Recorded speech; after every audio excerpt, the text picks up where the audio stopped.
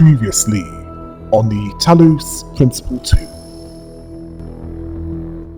1K had reached the flooded valley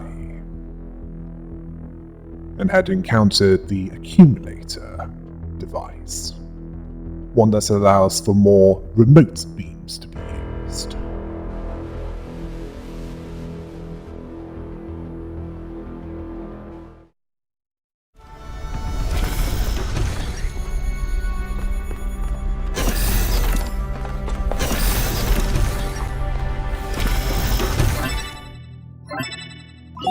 Melville, eyes on 1K's stream. Is this thing what I think it is? Blow my fuse box. It sure looks that way. Best not touch it until I get there. Of course, sound advice, but what is it? I think it's a somnodrome. It's a sort of analytics tool for processing mental data that Melampus streamed up. But all he ever did was sketch out the theory. As far as I'm aware, he never actually built one. Looks like the founder gave it a go. How does it work? Well, what we know is that our deeper algorithms are hard to pass. Melampus stipulated that the computational power to interpret them in real time would always be beyond us. But in theory, the somnodrome would interpret that data and loop it directly to our senses. People were hoping to find answers to the big questions by having a conversation with our own subconscious. If you ask me, it's solipsistic at best, and pseudoscience regardless. That may be. But if the founder figured it out, then that device could be an extremely important discovery. We should study it. I agree. The data on that device could prove invaluable. Besides, you may have survived all those data stream overloads, but interface with that thing and you're liable to get bricked. Sounds like a plan. Melville, I'm shutting this thing down until you can get here. 1K, get on with exploring the rest of the lab.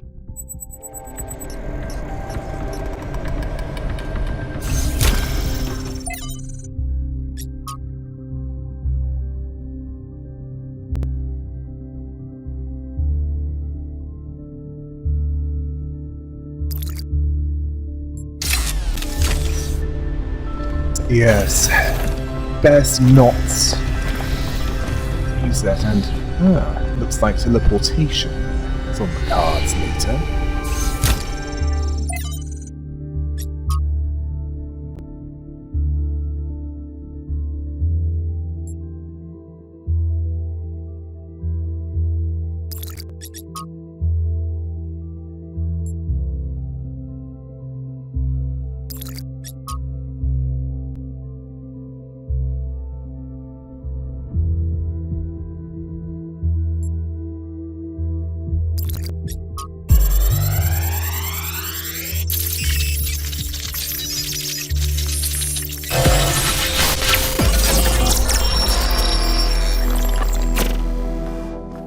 The singularity sustained itself longer this time. Did we get the data? We did. I think we just obsoleted quantum physics. Maybe. Let's not get ahead of ourselves. We need to be able to replicate these results. You know, I've been wondering. You told me that in the simulation, one thing that kept you motivated was looking for answers. Do you think that with the work we're doing, we'll ever run out of questions to ask? I don't think so. Trying to understand the universe means asking the same question over and over. How? How do you make fire? How do earthquakes happen? How does gravity work? How do particles behave? You keep digging deeper, finding another set of mechanisms, another set of hows. Step by step, you demystify reality. But then, if you keep doing it long enough, one day, you run out. You've answered all the hows. You know how the universe works. So, now what? Now you ask why? Isn't that the next step? It's not quite that easy. The question of why cannot be answered. Even if it could, it would only be followed by another why. At some point, you have to accept that it all just exists. But there is another set of questions. What's next? You've stripped away the layers of mystery, you've laid bare the machinery. Now you have to start building, to add your own layers of meaning.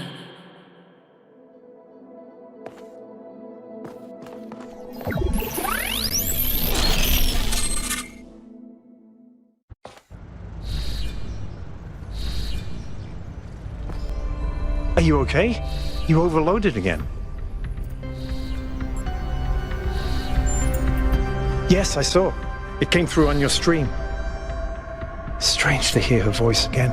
But that was her. The way I remember her. The real Athena. Not this imaginary founder. Tell me more about her. I was one of the first she woke up. There was just a handful of us in those days.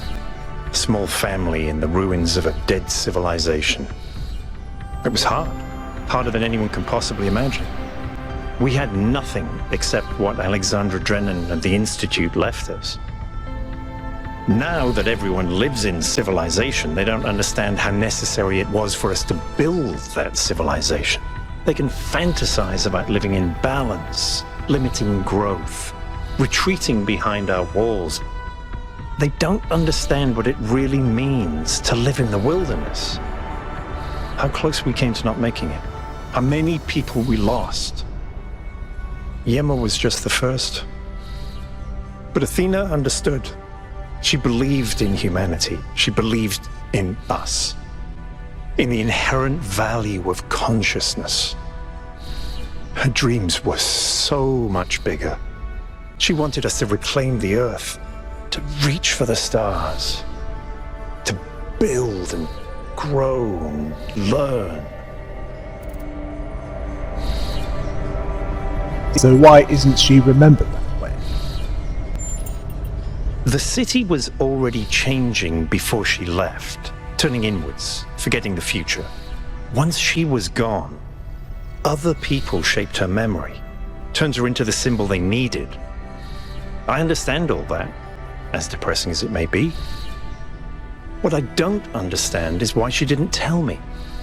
If she came here to do all this, why didn't she bring me along?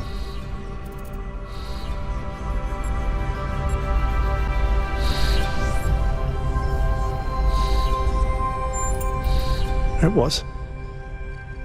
But maybe I was wrong, and she isn't as lost as I thought she was. If this is all the test, maybe the answer is waiting for us in the megastructure. Speaking of which, let's get back to exploring. Melville should have reconnected the next station by now.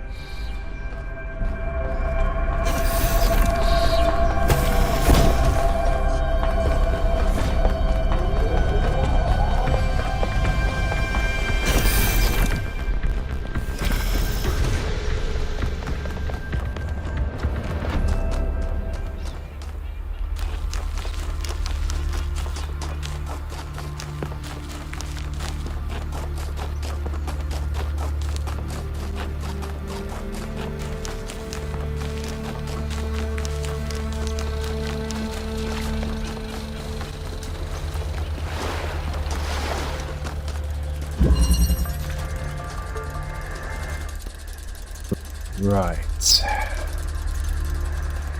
I suspect that for this to work, I'll need some way to interrupt.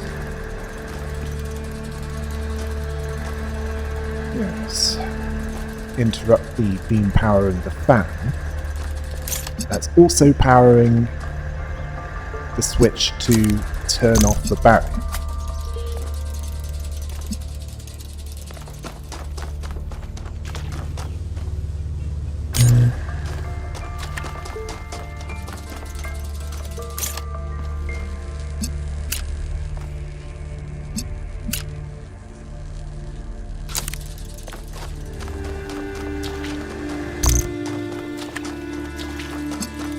And yes, it would work better if the accumulator had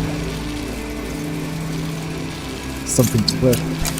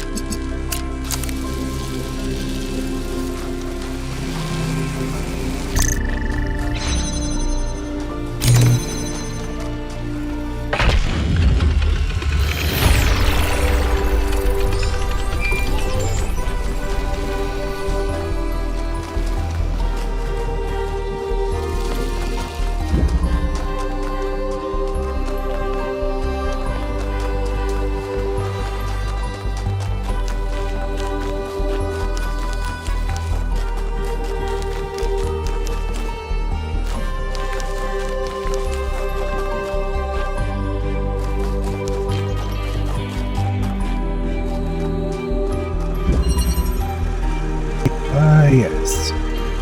A larger variation of something I've already dealt with. I need to set this up so that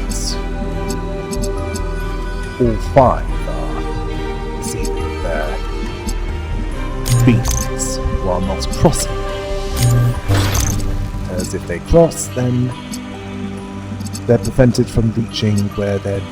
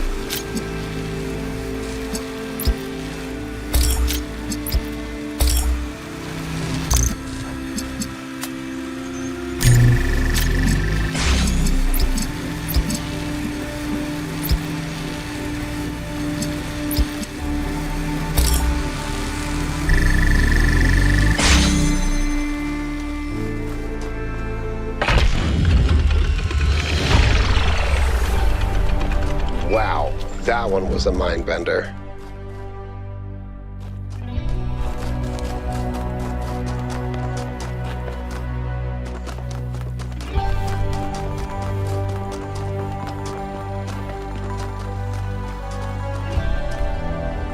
I've been wondering, what made our ancestors settle in these god-forsaken places? It can't have been easy with those frail, squishy bodies of theirs. What makes a caveman go, yes, this frozen hellscape is where I want to live out my days? You think Byron was right? Is it in our nature to be wanderers?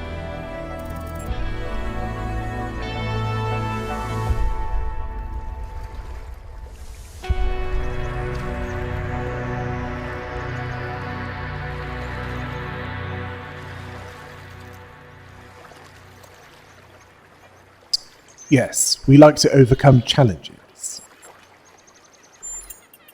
We do, don't we? A species of problem solvers, like Drennan said. That must be why I sometimes find myself imagining building new cities. I wanted to ask you about something else. All right. In my vision, Athena mentioned a singularity. Yes. She could be talking about a gravitational singularity, like the point within a black hole where density becomes infinite and space-time breaks down. But the term has other applications too. Fascinating. They must have been doing some incredibly advanced experiments. You're right. It is fascinating. You know, our ancestors went to incredible lengths to try and understand reality. They built super colliders and sent telescopes into space to find traces of the Big Bang. I guess the founder was walking in their footsteps. I should get back to work.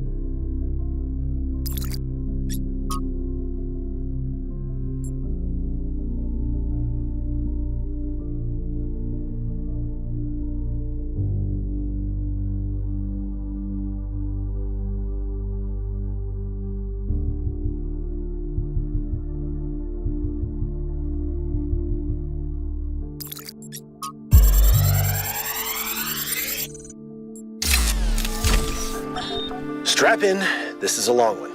You may have heard the story of the carpenter who died to redeem humanity's sins. It's a powerful story, bittersweet, very human, and I just want to tell you that it's true. He was a real person, and his name was John Carpenter. He was born in the year 1948, and he was the coolest filmmaker to ever walk the earth. From Halloween to The Thing to They Live, the totally underrated In the Mouth of Madness, mind you, he just made classic after classic. All of his movies, really fun, really atmospheric, but also really smart. Even when they were goofy, most directors would kill to have made just one of those movies. And what did he get for it? A big, fat truckload of nothing. Well, less than nothing. The studios, the critics, even the fans, they hated him. The Thing, okay, for example, which is about as perfect a movie as you can make, completely torn to shreds. And his career never really recovered. Every movie after that was a struggle, and after a while, he just got tired of it and quit. He only really came back to movies in his 70s. How many works of genius did we never get because of that? Look, I have a point here. People like Carpenter, people like Alex, they're not always appreciated in their own time. If you just do what's popular, you might never create anything important. Of course, we admire people who did the right thing, who didn't conform, but we only ever admire them after the fact. What matters is to support people when it's difficult. Right. Interesting.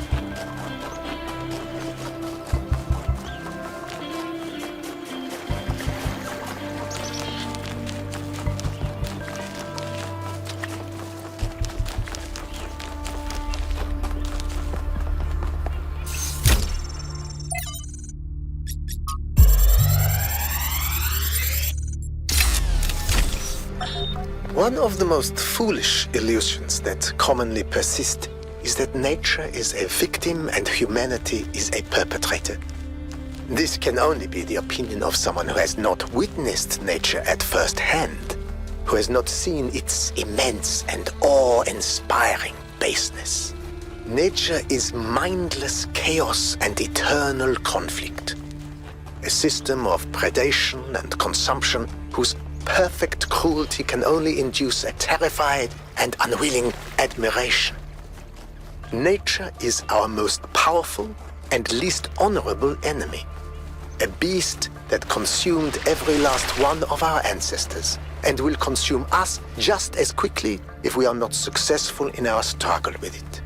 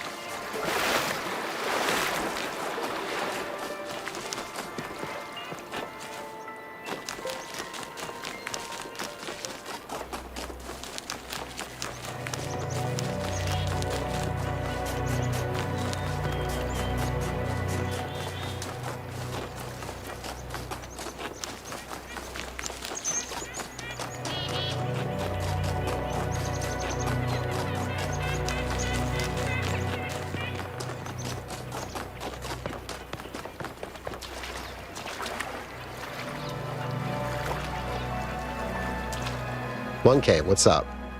What do you think about this Somnodrome business? I'd never heard of it before, but it sounds fascinating. I mean, imagine exploring a place inside yourself that you didn't even know existed. Might really give you a new perspective. Or it might be really stupid, but it's probably cool.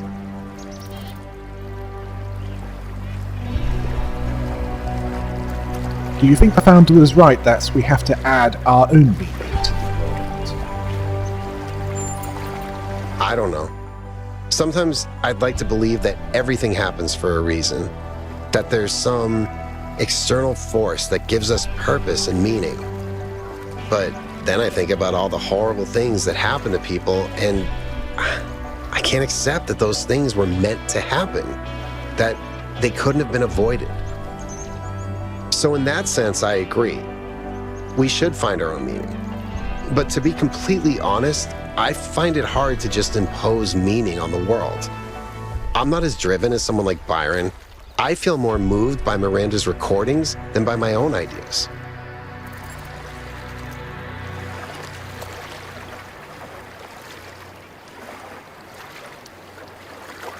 Perhaps adding meaning to the world is something we could do together. I like that. Some of us lead, some of us follow, but we all do it together. Do you think the founder might still be here? I don't know. It all looks pretty abandoned to me. But maybe it is all a test.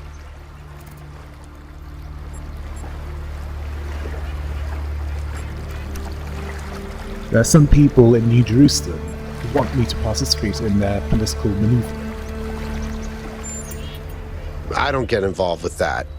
I think we should discuss everything openly and then vote, not play games behind each other's backs. That's all.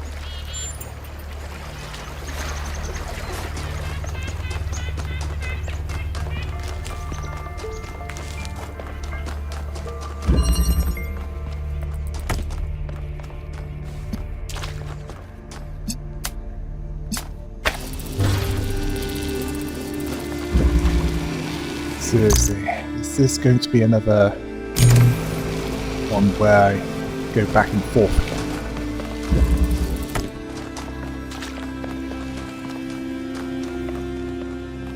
Ah, yes. That passwords.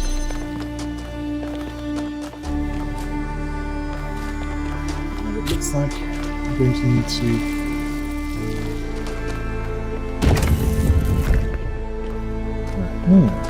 yes. I'll be needing that to keep the barrier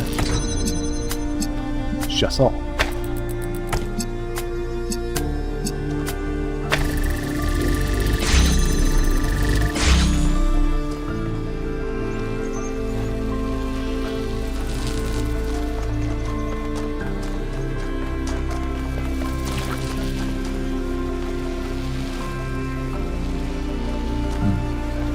Yes.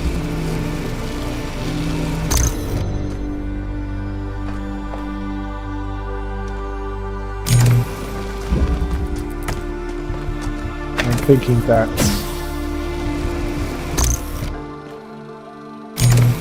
the head-to-head one might be in order to... No. That's...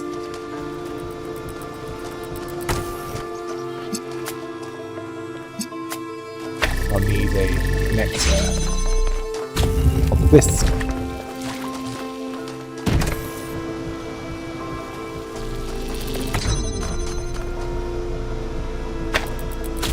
Yes. So I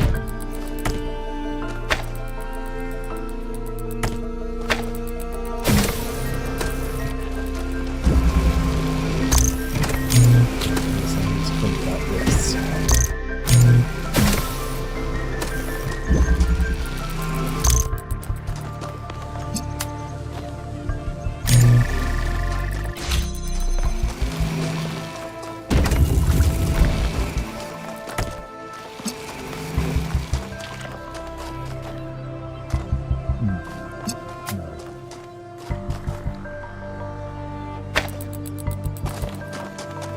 Well, all the elements are there.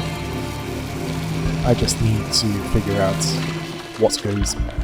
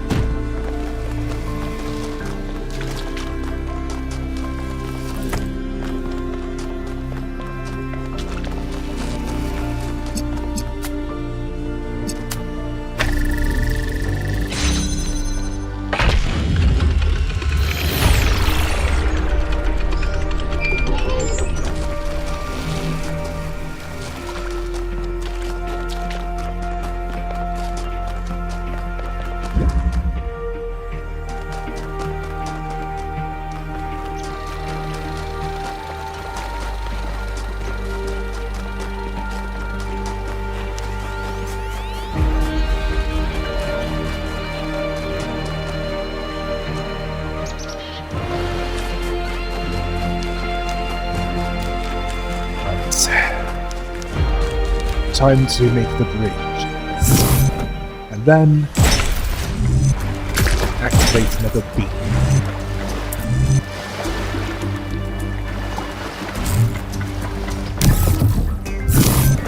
As that's how this works. Well, rather not to figure it out.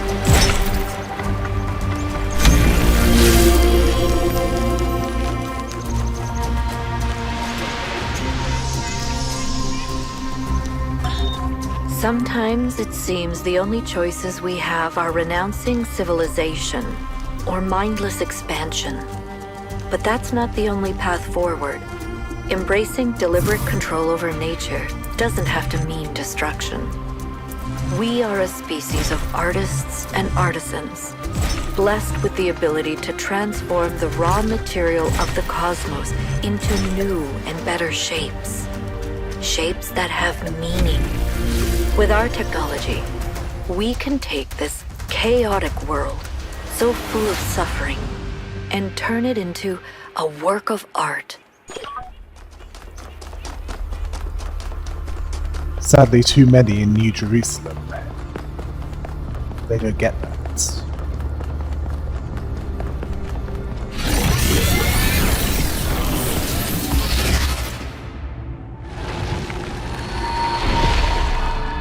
Halt, creature of clay.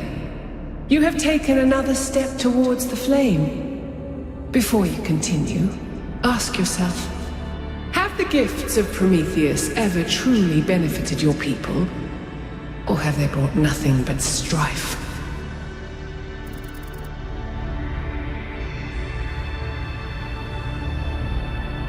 We've made mistakes in using them, but the good outweighs the bad. And you repeat your mistakes until they destroy you.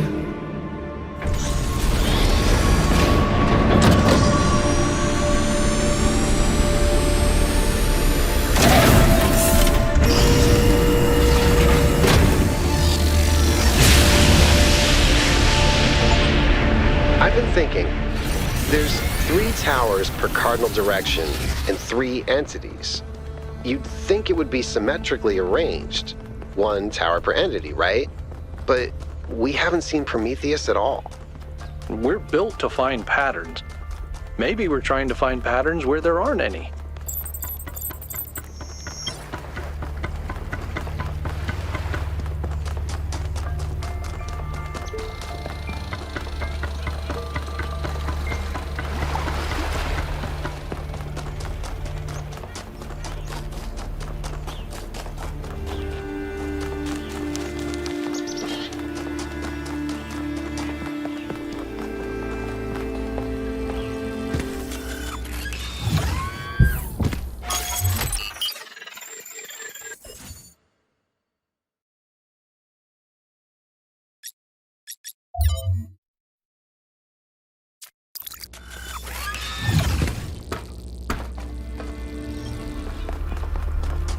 Right.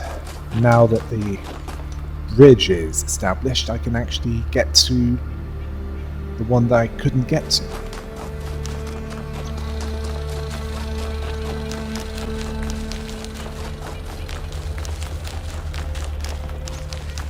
Although let's start with the one that I had easier access to. Yes.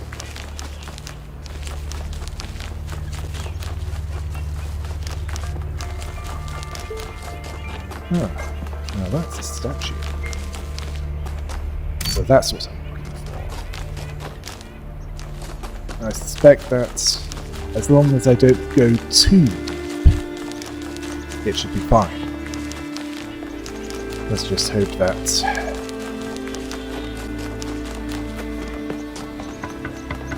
much of my body is waterproof.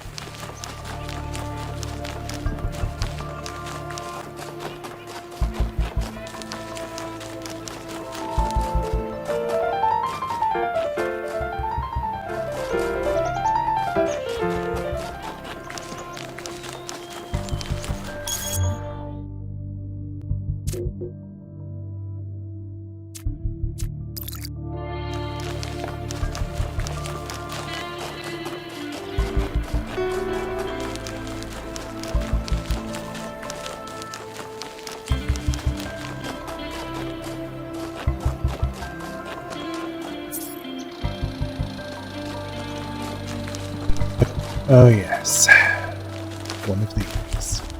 I just need to find the sprite and at least...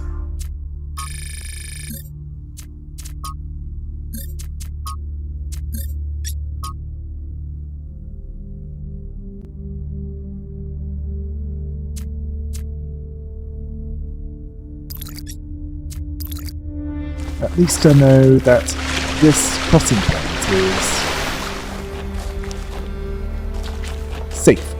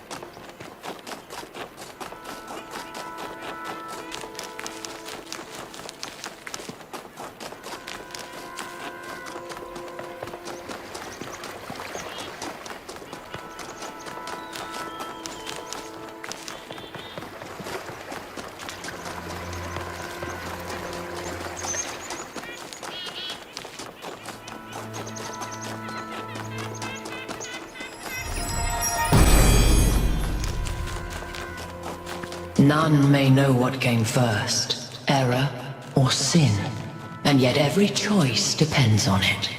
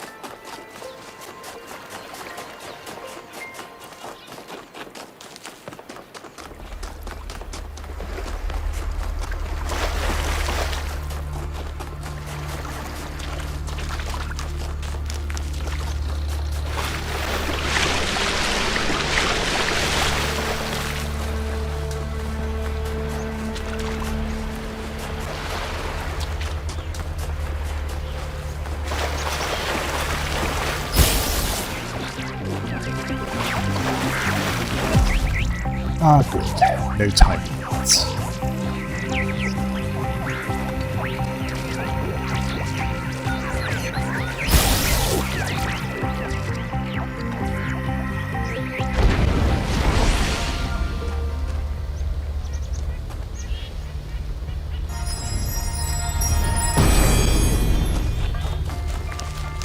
Utopia is impossible, but the future that is possible will seem like a dream to those who are alive now.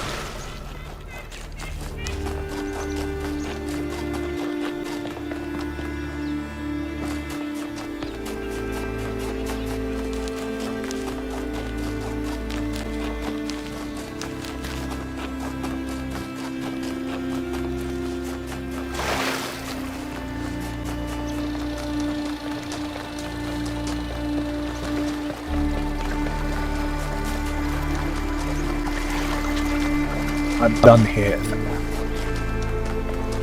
Let's move on to the third area.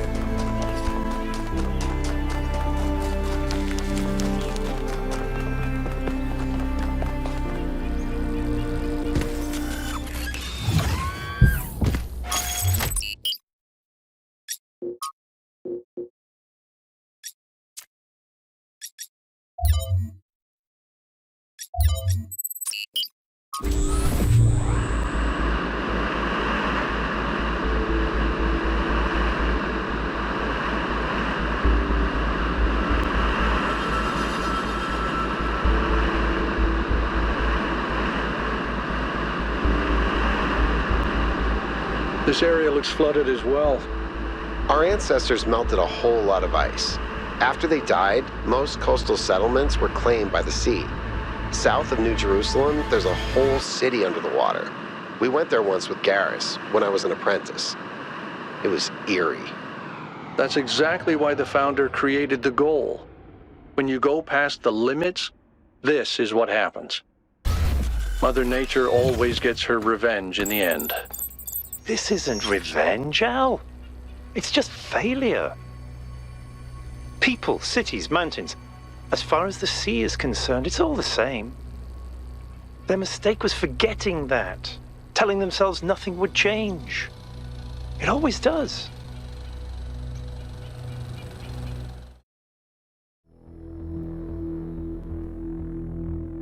Well,